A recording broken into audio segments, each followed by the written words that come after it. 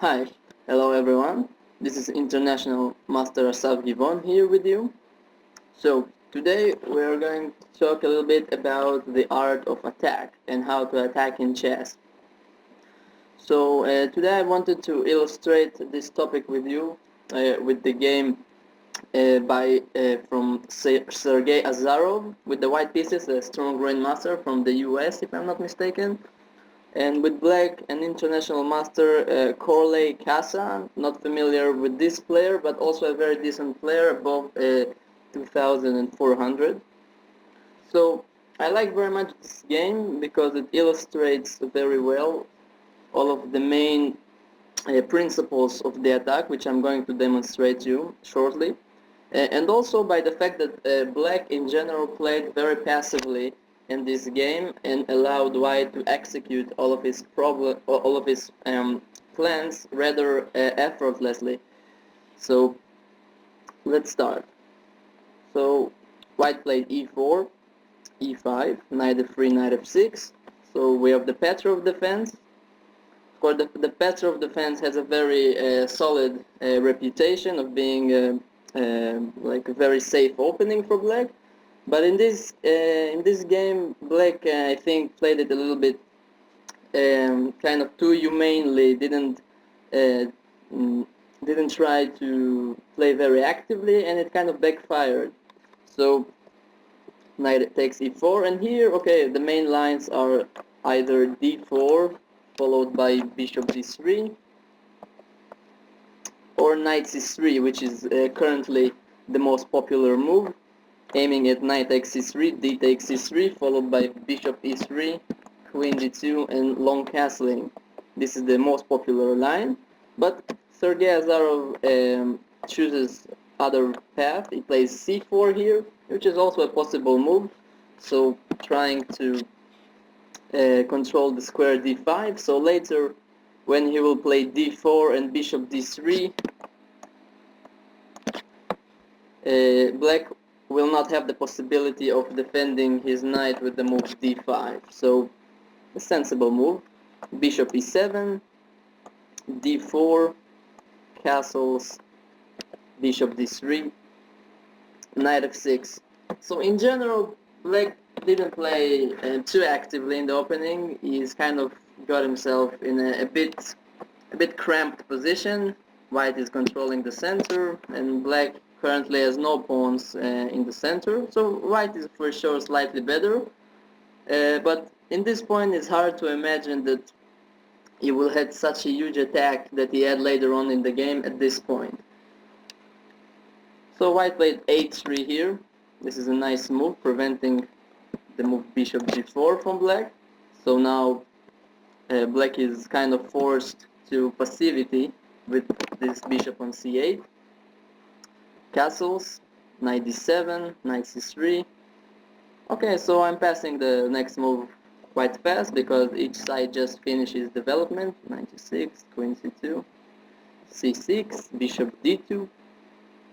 So it would seem like the position is roughly equal because of the symmetrical nature of the position, but actually white's pieces are much better placed, especially his bishops has more scope than their opponent bishops, and he has more space in the center. So definitely the advantage is with white here. So black played bishop d7. As you can see, he's quite cramped with his pieces because he has not much space. Rook e2, trying to double the rooks. Bishop f8, takes, and rook e1. So this is the first starting point of, let's say, our adventure in this game. So white is practically fully developed right now.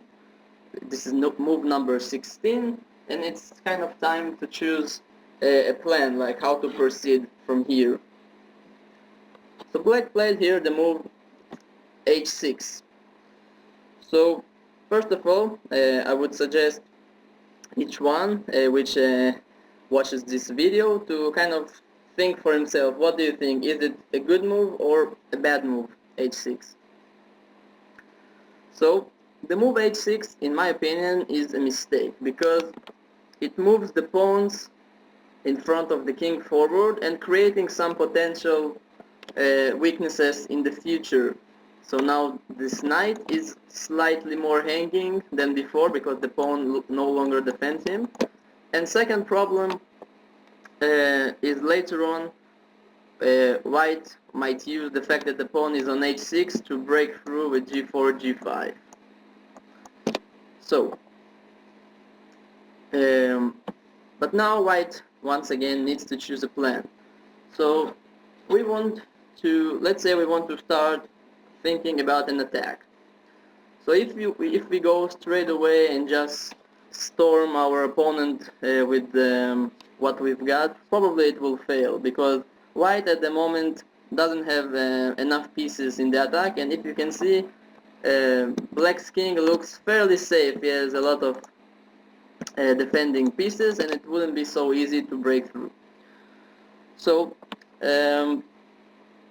first of all, try the first principle which I like to speak is to always try to get all of your pieces into the attack, or at least as much pieces as you can.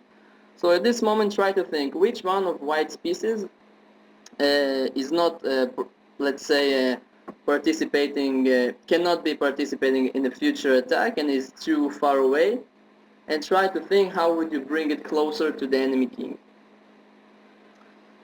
So the answer is this knight on c3, although is standing in the center of the board, is quite far away from the king, and this is why white in the game played the move knight e2.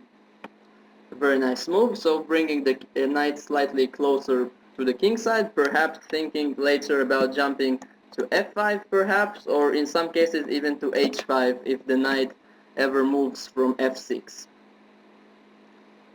So black played knight e7. As you can see, black is playing very passively this game. He's not trying to create any kind of counterplay, and this is, by the way, a mistake. I think that black in some point definitely should have thought about some possibilities of counterplay, perhaps on the queen side with moves like d5 or even b5, just to create some sort of counterplay, because if you play completely without, let's say, any intentions of disturbing your opponent's plan, usually this kind of strategy fails because white will execute all of his plans without any problems. So here, this second moment. So how do you think white should proceed from here? So he played knight e2. So white could play the move knight g3 immediately, which is sensible. But he chose to play first the move g4, which is a very good decision, because now later on you will have the possibilities of playing g4 to g5 in order to break through on the king side, which leads me to the second principle I wanted to talk about. So when attacking the enemy king, you should always aim to open up as much lines as possible against the king. So I'm talking about diagonals or open files, anything which would help you to reach the enemy king, because at the moment you see he has a lot of kind of defending pawns, and we want to try to reduce the amount of the pawns which defend him. So with the move g5 later we are getting closer to our aim. So g4, good move. Black played bishop to d7. Now we can play knight g3. So now our knights are on the right places, let's say, or they are closer to the king, and we can already start thinking about how to break through and reaching the king. So black played queen c7, perhaps planning to bring the rook into the game. And now, once again, how do you think white should proceed? You can stop the video. So, of course, white, after all of these preparations, should play g5. practically forcing the move 8 takes g5. And now also kind of an important question. You have two possibilities: to take on g5 with the bishop, or to take on g5 with the knight. So what would you choose? So practically both are possible, so the move bishop takes g5 is not a mistake, but I like the move knight takes g5 much better. First of all, it poses a very immediate threat of mate in two moves, so if black plays some random move, white can play bishop h7, king h8, knight takes f7, checkmate. Or if he takes, obviously it also mate in one move. Also the knight, just in case, protects this pawn, and it just gets the knight closer to the attack. So now the knight is kind of looking at the weak pawn on f7 and the square on h7, which are very sensitive squares in black's camp, which is also a very important principle in the attack. So always search for weak squares at your opponent's camp. So you see, for example, the f7 square is only defended by the king. It's not so adequately defended, so it might be a good target to attack.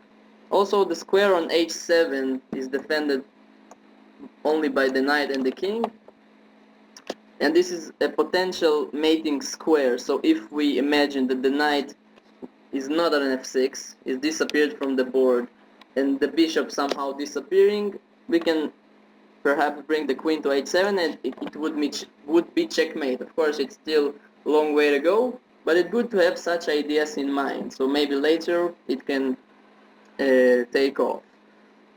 So here black played a critical mistake. He played bishop e8 back with the idea to protect his pawn on f7. He should have played g6 in order to block this diagonal of white, but still white has a lot of nice attacking possibilities, so I suggest you also to try to stop the video and to think about what kind of possibilities does white have here.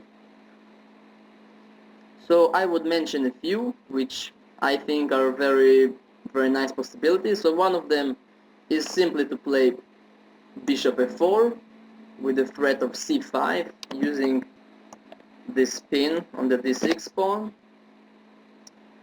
Another very interesting possibility is to sacrifice the rook on e7, so eliminating a very important defender. In black's position, the knight on e7, which leads me to another very important principle. So when attacking, try to spot the main defenders of the black's position and try to eliminate them. So the knight on e7 protects this pawn on g6. And after the move rook takes e7, bishop takes g6, this is suddenly working very well, because if this is taken, there is queen takes g6 and mate to follow either on f7, or after king h8, knight f7 is also checkmate. Or even the move queen d1 is perhaps possible, with the idea to bring the queen slightly closer to the game with f3, so playing according to the principle of bringing your pieces into the attack. So a lot of nice possibilities if you manage to find at least one of them, so congratulations. But as I said, black played bishop to e8. So now we know that black did not close this long diagonal, so white has some bishop h7 check possibilities here, but this is a kind of a critical moment. So white placed most of his pieces on good squares, this knight on g5, the rook is on an open file. There is a lot of good chemistry in the white's pieces, they have good harmony, so it's quite sensible that white already has a very kind of straightforward way to reach the king, even though at the moment he has a lot of defending pieces. So once again, try to stop the video and try to find at least one good attacking possibility, because there are actually several good ways to proceed here. Actually, in the game, Grandmaster Azarov find a very nice idea, which is also very spectacular, which I will show you in a second. But before showing the move that White played in the actual game, I wanted to mention a few other possibilities which are also very promising. So let's try to think. Let's say we didn't manage to find a very straightforward win. Let's try to think what other possibilities White can have here. So for example, I can see that this bishop on d2 is not fully participating in the attack, which is, of course, I might not need him, but let's say I want to play according to the principle of bringing all of my pieces into the attack. How do I bring him to the attack? So I think I would like to put him on the long diagonal and to play the move d5 to open up the diagonal. But if I play the move bishop c3 immediately, he will block me with the move d5 and the bishop would stay kind of bad on c3. So one of the good ways to proceed here is actually to start with the move d5, a pawn sacrifice, with the idea to place the bishop on c3 without allowing black to block it. So now after, let's say, c takes d5, bishop c3, now this bishop is excellent, he is ready perhaps to take on f6 if needed, so eliminating the main defender of the black king, this knight, which protects the square on h7.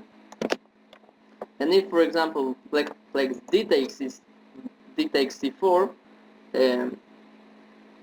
I also invite you to find the win here for white, which is by this point quite a forced win, which is white has such an active pieces in the attack that he just must have something. Which also led me to another very important principle in the attack, and also I think in chess in general. So when all of your pieces are standing on their best squares or very good squares, like these two bishops which aim at the king, this knight on g5, the rook on e1 on an open file, so they're almost perfect square for all of our pieces. So always try to search for tactics, for some very straight forward lines, some forcing variations, because they will always work for the side which has the better pieces. And black is so cramped here that all of the variations must work in white's favor. So the winning continuation from this position is bishop takes f6, g takes f6 is a forced move. Please pay attention that this pawn is pinned, so he cannot take the other bishop. So black must take on f6, and now the actually very simple move bishop takes c4, kind of closing the issue, because now white is threatening queen h7 checkmate. Remember that kind of couple of moves ago I told you that this queen will finally reach the h7 square, and now it's happening. And if the knight is taken, white has bishop takes f7 check, followed by winning the queen on c7, and white is just completely winning. So this is just one possibility that white have here. If you found the move queen d1, which is also a very strong move, with the idea to perhaps eliminate once again this knight from f6 by the move knight h5, also a very strong move, which is perhaps not a forced win, but is the one which is very effective also. So if you found one of these two moves, congratulations. But if you manage to find the following sequence of move which Azarov played in the game, so this is even better, because he played bishop h7 check here, forcing the move king h8. Of course, if the bishop is taken, it's mate in one move.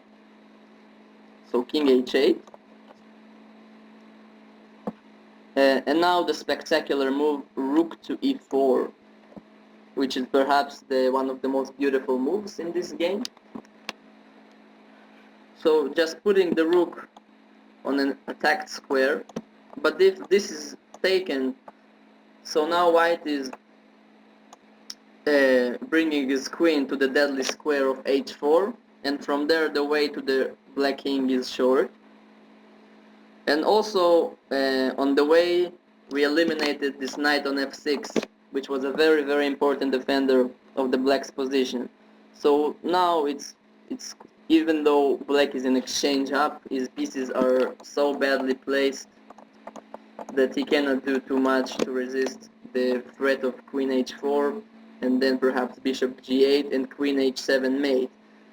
He can try to play f6 here, which delays the mate for the moment, because after queen h4 there is f takes g5, but he can simply play knight e6 here with a double attack, so winning back the material, something like queen b6, knight f8. So now white is even the material up, but he still have a very, very strong attack and a winning position. So in the game, black played g6 here, with the idea to give the king a square to run into g7, but after rook h4, we see that now the rook is also fully participating in the attack. King g7 is forced to get out of the h-file, but now it's just too much, you know. All of white's pieces are so active here, and the black king is so exposed that white must have a very crushing attack here.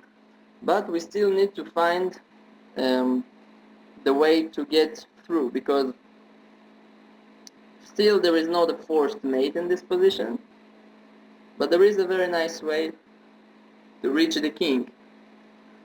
So once again, try to find the best move here. I would not lie, in this position, in general, white's position is so good that he is actually having a lot of good possibilities here. So even if you don't find the best move, white is probably still winning here. But of course we always try to find the best move and to finish the game immediately, rather than finding some second best move which allows our opponent to resist for longer. So once again, my way of thinking is, okay, which piece is not fully participating in the attack? And once again, I think the answer is this bishop on d2, still not doing, or at least not contributing too much to the attack. So once again, I think the answer is quite obvious where I want it. I want it to be on this diagonal. Now it's even more deadly than before, because the king, this diagonal was opened by the move g6, so now it's completely defenseless on this diagonal. So once again, bishop c3 would be a mistake, once again because of d5, so closing up our bishop. So the best move here is undoubtedly the move d5, so opening up this diagonal. And from here the way the game was quite it was ended quite shortly after the moves bishop d7, bishop c3. Of course black is completely defenseless here, so white is already threatening all kinds of threats. So for example, just simply to go knight e4 and to take the knight. He might also think about the move bishop takes f6 followed by king c3. Just too much ideas. Black is completely defenseless. So black tried the move knight e5, perhaps to try to exchange some pieces. But here white has really a lot of good options. So once again, try to stop the video and find the best continuation. white has a lot of good moves, which win the game. But I think the way Azarov chose is perhaps the simplest and the most straightforward one. He played knight h5 here. So in a way, it's kind of a poetic move, because the knight on g3 did not, let's say, have too much impact on our attack so far. So kind of sacrificing it in order to open up even more lines against the king after g takes h5, bishop takes f5, is very nice. Black actually resigned after the move knight h5 check, because in this position it's really becoming kind of too easy for white. It's material equality. White didn't even need to sacrifice anything in order to get to this position, and is simply threatening, amongst others, to play bishop takes d7. Let's say I will make some random move, and now the very nice checkmate queen h7 also appears on the board. By the way, if in this position you thought about the move bishop takes f6 and queen c3 here, this is also a very good continuation, because if the king takes the knight, the king is too exposed, and it will lead to mate very shortly. For example, after knight e4 check, for example. I'm sure there are also other ways, but the most straightforward way I see to mate is queen f6. If king h5, it's queen g5 checkmate. And if king takes g3, okay, here it's white is with this king on h3, white is already for choice how exactly he wants to checkmate. So, but I think the way Azarov chose is very simple and straightforward, and I think I would play it also, knight h5. So, yes, in this position, black resigned. So, what did we see in this game? So first of all, I think maybe perhaps the main lesson from this game is that you should never defend passively, like black did in this game. So if black in some point of this game, for example coming back to one of these positions, at least try to play some counterplay on the king side, on the queen side, it wouldn't be that easy for black to react. But once he didn't do this, as you saw in this game, white executed all of his goals and plans quite easily. So what did we learn from this game? So the main principles of the attack. So one, try to bring all of your pieces into the attack, and try to get your bishops aiming at the king if you want to attack him. Second of all, try to open up lines like diagonals and open files against the king. So the move g5 illustrated it quite well. Also, the move rook to e4 illustrates 2 points. So once again, bring all of your pieces into the attack, and also eliminate main defender. So in this case it was the knight, which disturbs us from executing our plans. So here, if it's taken, it's much easier for us to attack. So always try to spot this main defender of the king. Try to exchange it, to sacrifice for it. It's always very important in the attack. And last, but perhaps the most important principle, is when the moment comes and all of your pieces are on a good squares, on a perfect squares, always try to search for the tactic, for the final blow, and it will always work in your favor if your pieces are standing on the right places. So I hope you enjoyed this video. I'm surely enjoyed this game very much. Thank you and goodbye.